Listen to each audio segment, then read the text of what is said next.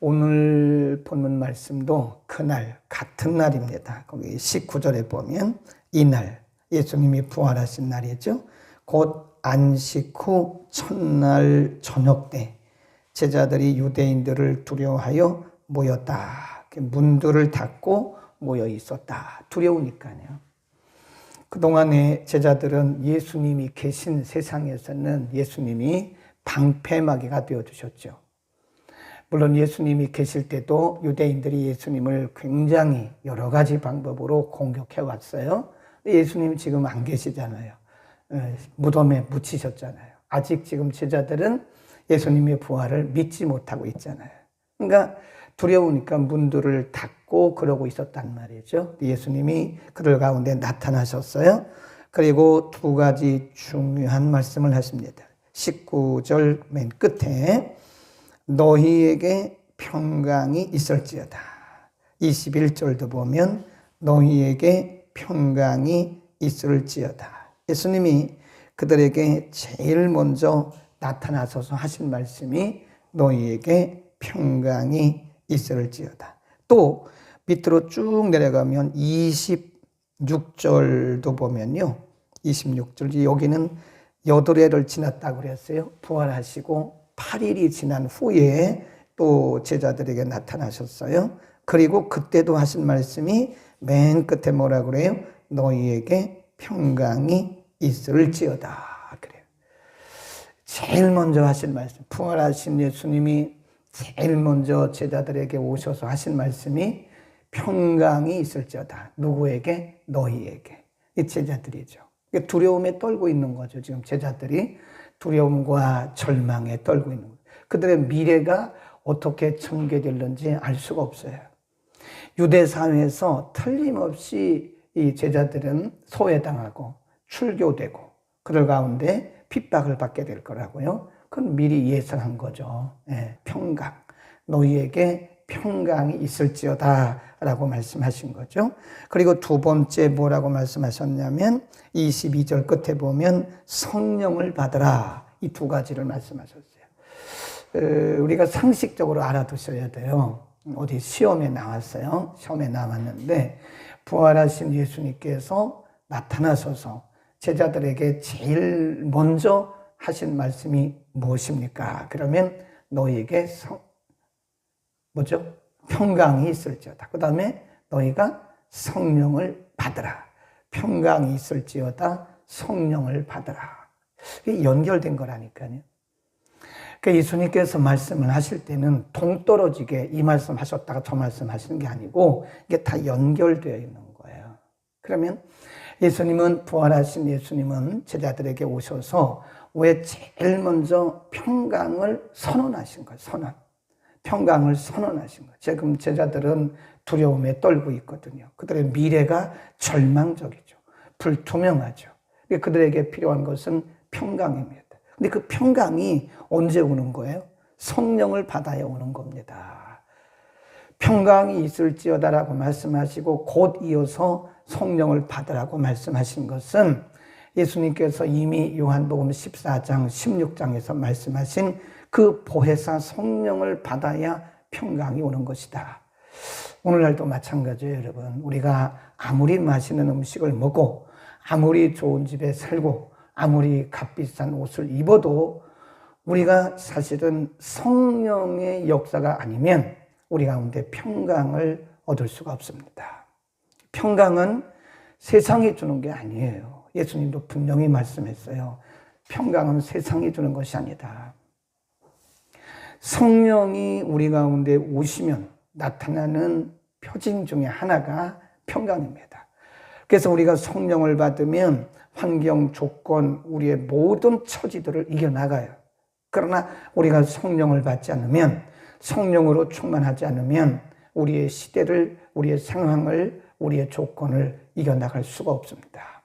그러니까 우리가 이제 사도행전 2장, 3장 이후에 쭉 보면 오순절날 성령이 임하고 그렇게 쏟아지는 핍박과 박해와 조롱 가운데서도 제자들은 목숨 걸고 복음 전하잖아요. 그거 왜 그런 거죠? 성령 받으니까 그런 거예요.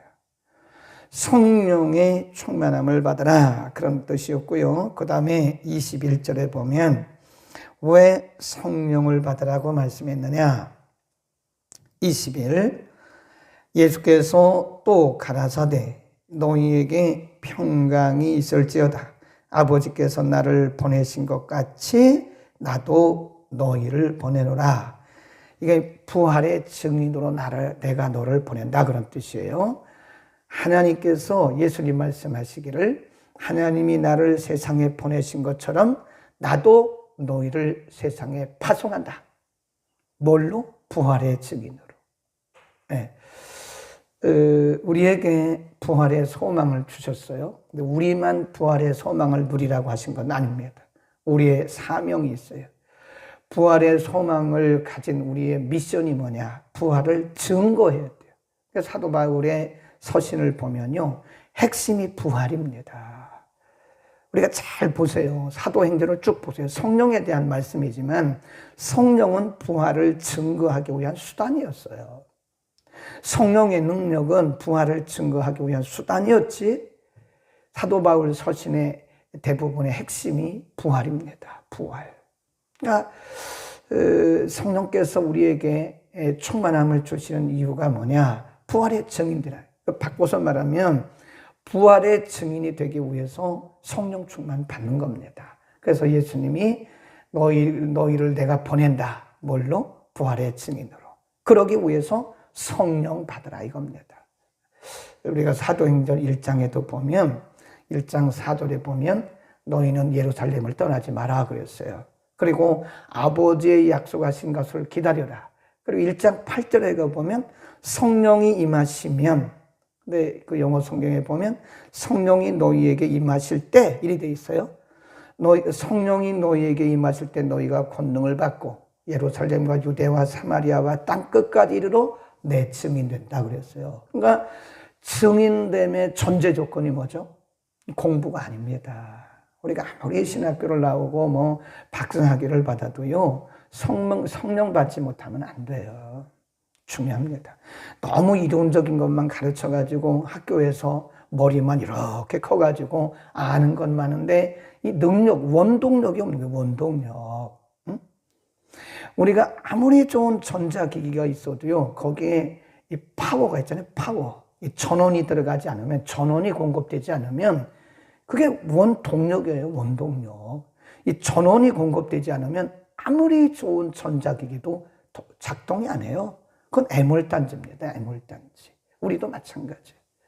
우리가 아무리 많은 것을 알고 있어도요, 우리 지식이 있어도 원동력 전원이 뭐냐? 성령이에요. 성령. 내가 이 얘기도 참 멋있다. 이 얘기. 멋있는 얘기예요. 동력입니다. 동력. 원동력. 원동력이란 말은 근본되는 힘이란 뜻이에요. 그러니까 예수님이 제자들에게 예루살렘 떠나지 말라 이거예요. 3년을 넘도록 그들을 훈련하신 예수님이 예루살렘 떠나지 마라. 떠나봤자 소용없다는 거예요. 그리고 8절에서 성령이 너희에게 임하실 때 너희가 권능을 받고 그랬어요. 같은 거 아닙니까? 성령이 너희에게 임하실 때 너희가 권능을 받고 이제서 드디어 예루살렘과 유대와 사마리아와 땅끝까지로 증인되는 거다. 우리가 부활의 증인으로 살아가는 것은 우리의 힘으로는 안 돼요. 그 불가능합니다. 우리의 능력으로도 불가능합니다. 성령의 능력이 우리 가운데 임해야 되는 거예요. 원동력, 우리의 사역의 원동력은 성령입니다. 성령. 그러니까 우리는 성령의 충만함을 받아야 부활의 증인될 수가 있다. 그 다음에 24절. 12제자 중에 하나인 디두모라가 하는 도마는 예수 오셨을 때 함께 있지 아니한지라. 다른 제자들이 그에게 이르되 우리가 주를 보았노라 하나 도마가 가로되 내가 그의 손에 못자국을 보며 내 손가락을 그 못자국에 넣어보지 않고는, 그리고 내 손을 그 옆구리에 넣어보지 않고는 믿지 못하겠다. 믿지 아니하겠노라. 그 말은 못 믿겠다. 그런 거 아니에요? 아니, 자기 동료들이 한 얘기라니까요. 동료들이. 자기 동료들이 한 얘기예요. 그 친구들이, 제자들이, 동료 제자들이 한 얘기예요. 우리가 부활하신 예수님을 봤다. 그러니까 토마가 하는 얘기가 거짓말 하지 마라. 그걸 회의주의라고 그래요. 회의주의. 거짓말 하지 마라. 내가 직접 내 손을 만져보지 않고는, 내가 직접 그 옆구리에 내 손을 넣어보지 않고는 못 믿어. 그런 얘기 아닙니까? 그게 회의주의라고 그래요. 회의주의. 그때 거기 보면 예수님이 그런 모습을 다 보고 계셨어요. 26절, 여드레를 지나서 제자들이 다시 집 안에 있을 때에 도마도 함께 있고 문들이 닫혔는데 예수께서 오사 가운데 서서 가라사대 너희에게 평강이 있을지어다. 그리고 27절 시작. 그렇지. 거기다 줄고 도마에게. 그러니까 다 보고 계셨다는 거예요. 예수님이 지금. 그렇게 엉뚱한 얘기하는 거를 예수님이 다 보고 계신, 다 듣고 계신 거예요. 그리고 오셔서 그 본인, 장본인 도마에게 이르시되 내 손가락을 내밀어, 이리 내밀어 내 손을 보고 내 손을 내밀어 내 옆구리에 넣어보라. 그리하고 믿음 없는 자가 되지 말고 믿는 자가 되라. 그래요. 그리고 도마가 그때 직접 넣어봤겠습니까? 여러분 연상을 한번 해보세요.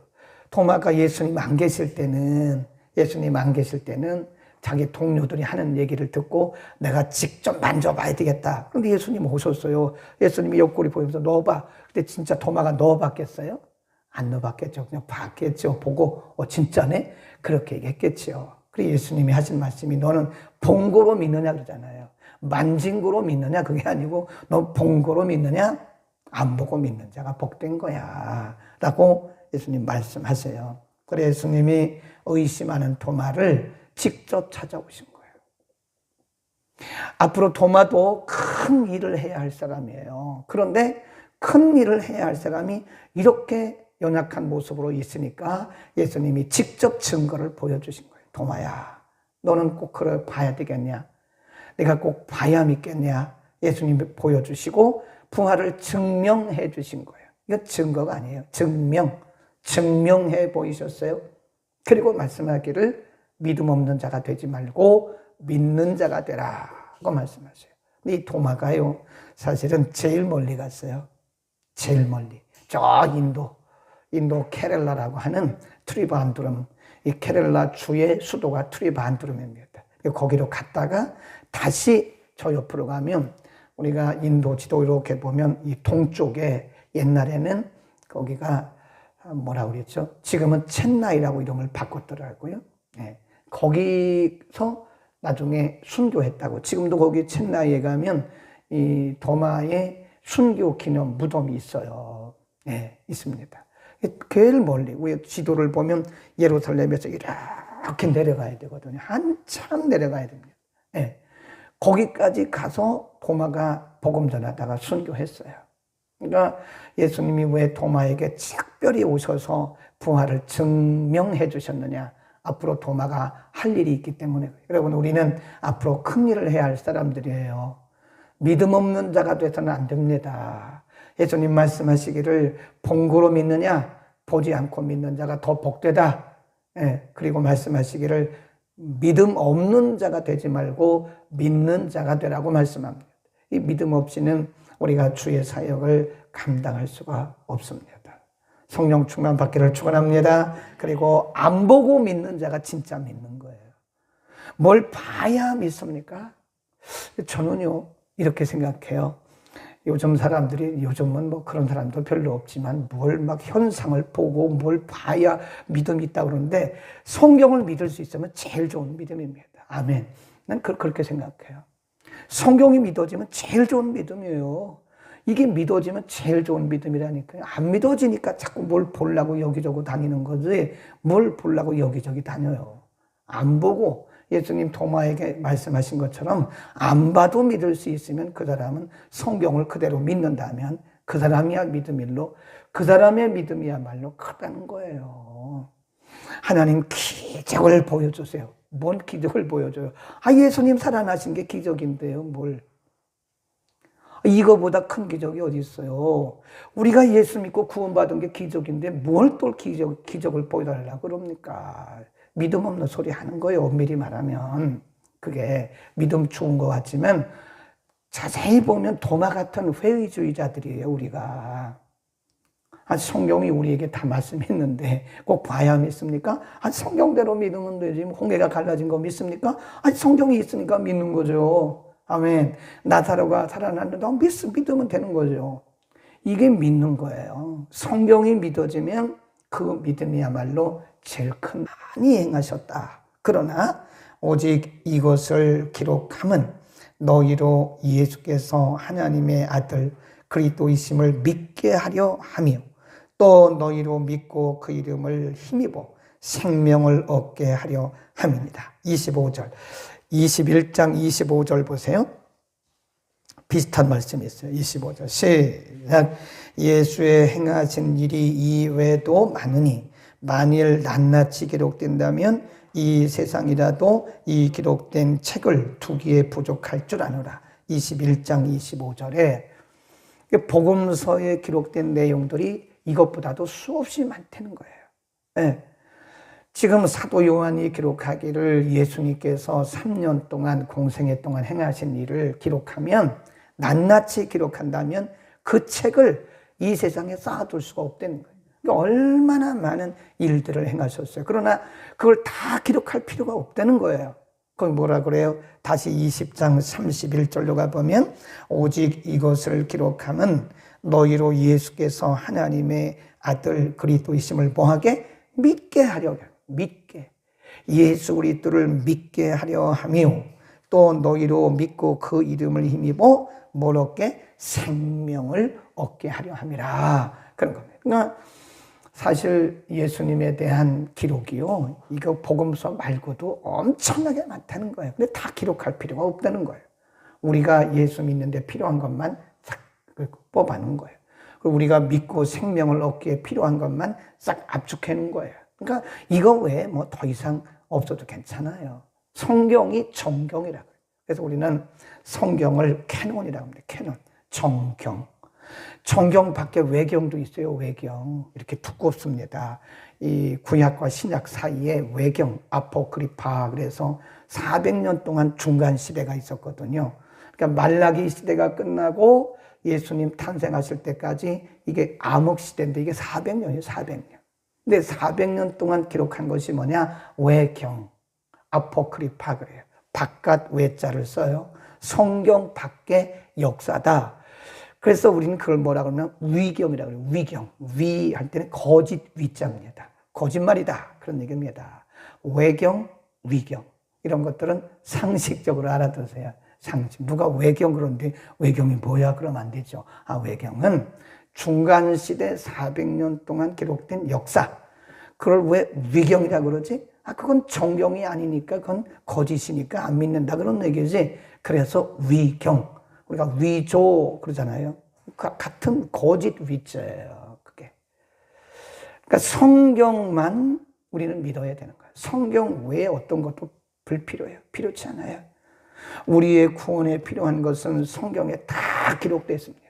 그러니까 뭐 성경 밖에 뭘 괜히 그렇게 성경만 해도 우리가 평생 얘기해도 못해요. 네. 성경을 평생 공부해도 몰라요. 그리고 우리 목회자들이 평생 성경을 가지고 설교를 해도 부족해요. 못해요. 다 못합니다. 그런데 뭘 성경 밖에 있는 걸 뭘 언제 얘기하고 그렇습니까? 생명도 없는 거를. 성경 밖에는 생명이 아니에요. 그건 다 위경입니다. 있어요. 이거면 충분합니다. 복음이면 충분합니다. 그 외에 더 이상 알려고 할 것도 없고 알 필요도 없는 겁니다. 아멘. 꼭 기억하세요. 30절, 31절, 그리고 21장, 25절. 성경은 완벽하다. 이거 외상 더 필요한 것이 없다. 성경이 우리에게 예수 믿고 영생 얻기에 충분한 겁니다. 그 더 이상 다른 거 우리가 알 것도 없고 알 필요가 없는 것이다. 기도하겠습니다. 거룩하신 우리 아버지 감사합니다. 오늘 우리에게 부활하신 주님이 나타나셔서 제자들에게 하셨던 말씀, 너희에게 평강이 있을지어다. 너희가 성령의 충만을 받으라. 믿음 없는 자가 되지 말고 믿는 자가 되라고 말씀하신 주의 말씀을 기억합니다. 거룩하신 아버지, 우리가 부활의 신앙을 가지고 부활의 증인으로 살기 위해서 우리에게 무엇보다 필요한 것은 평강이고, 또 우리에게 필요한 것이 성령의 충만함입니다. 성령의 충만함을 받지 않고는 우리에게 평강도 없고 우리는 증인될 수도 없습니다. 거룩하신 아버지, 우리에게 성령의 충만함을 물붓듯 부어 주옵소서. 주님, 성경을 믿게 하시고 도마에게 하신 말씀, 너는 본고로 믿느냐? 보지 않고 믿는 자가 더 복되다고 말씀하시고, 믿음 없는 자가 되지 말고 믿는 자가 되라고 말씀하신 주님, 우리에게 믿는 믿음을 허락하시고 증인되는 능력을 우리에게 부어 주옵소서. 오늘도 우리가 믿음으로 이 세상을, 하나님의 말씀을 믿음으로, 부활의 주님을 믿음으로 성령 안에서 넉넉히 승리하는 하루가 되게 하여 주옵소서. 예수 그리스도의 이름으로 기도드립니다. 아멘.